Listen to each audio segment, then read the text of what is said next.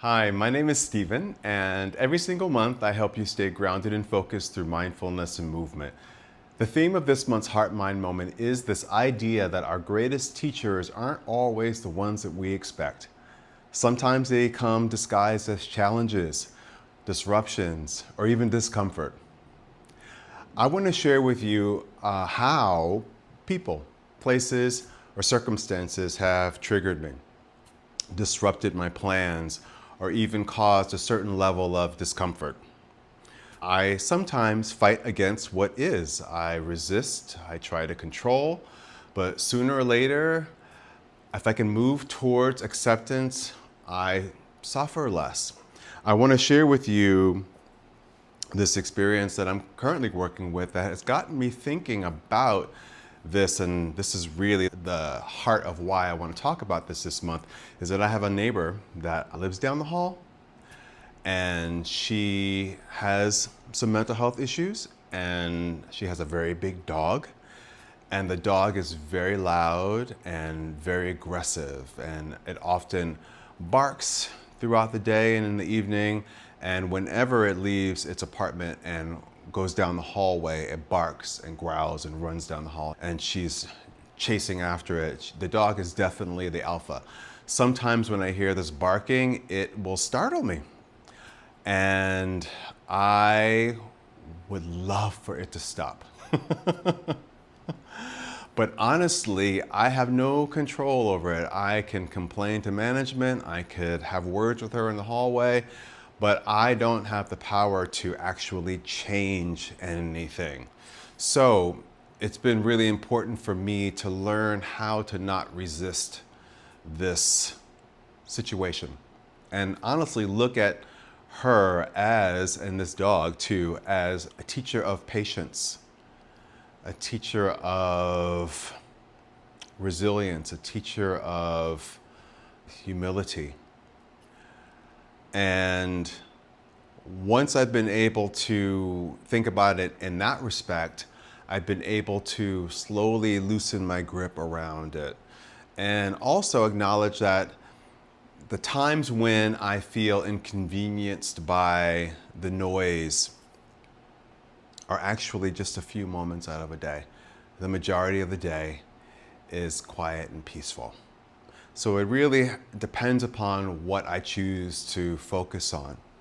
So I say all of this because we all do what I just described. We all do this chasing for comfort. Like, I'm trying to always be comfortable. And that's just not life, right? Fearing the no, like fighting against the things in life that feel hard. And the easier, softer way is to fight less.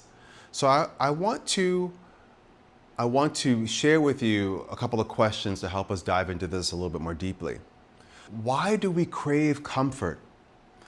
One idea is that our nervous system seeks safety and predictability always. It always wants to be in balance, so perhaps that's why we crave comfort. Why does no feel so disruptive? Sometimes no can feel like a rejection or a loss of control or even a failure. But what if we were to reframe it? What if we were to say that these moments aren't here to punish us?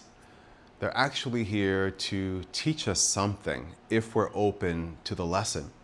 So the teaching can be, like I mentioned earlier, for me in my circumstance, patience, humility.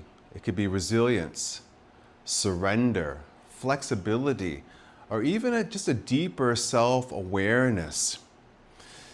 It's really important to be able to shift perspective, and instead of asking, why is this happening to me? We can ask ourselves, what is here that I can learn? What does this situation hold that could potentially teach me something? Each challenge really becomes a classroom. I always have this, saying that I love to share with friends, and sometimes I make them laugh when I say this. I say, life is in session. Like school is in session. Life is school, life's school. So these moments, this classroom, each no could become an invitation for us to grow. I want to introduce to you a simple practice that you can use to help reframe situations like this, and it's called the pause and reframe practice. There are 4 steps. Now, number 1 is pause. You'll take 3 deep breaths when you feel triggered or hear no. Number 2 is name it. Acknowledge the feeling, whether it's anger, disappointment, or fear.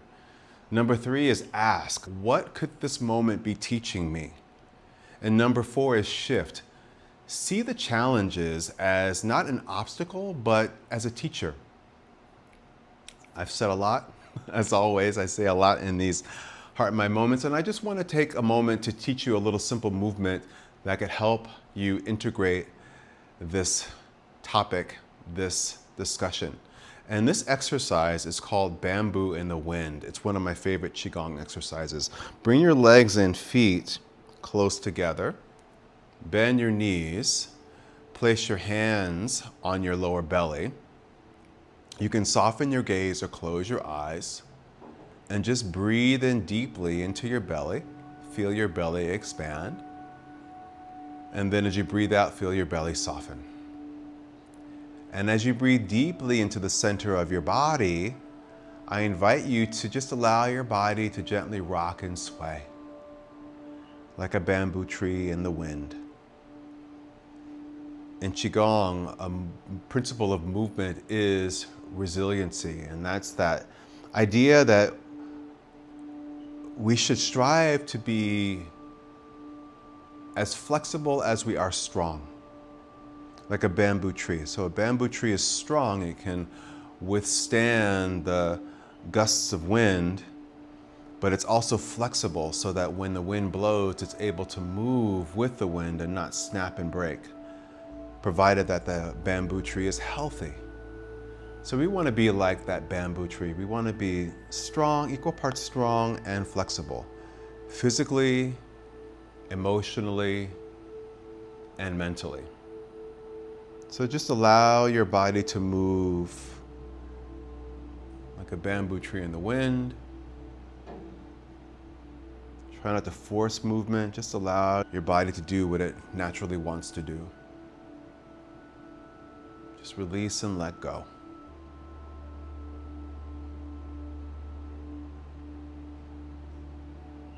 Let's take another deep breath in. And as you exhale, relax your arms down, open your legs. You can close your eyes again and just pause and breathe. And as you take these few breaths, I ask you, what is this teaching me? Ask yourself, what is this teaching me? And be open to the answer that is revealed. I also want to encourage you to reflect on who or what has been your greatest teacher today.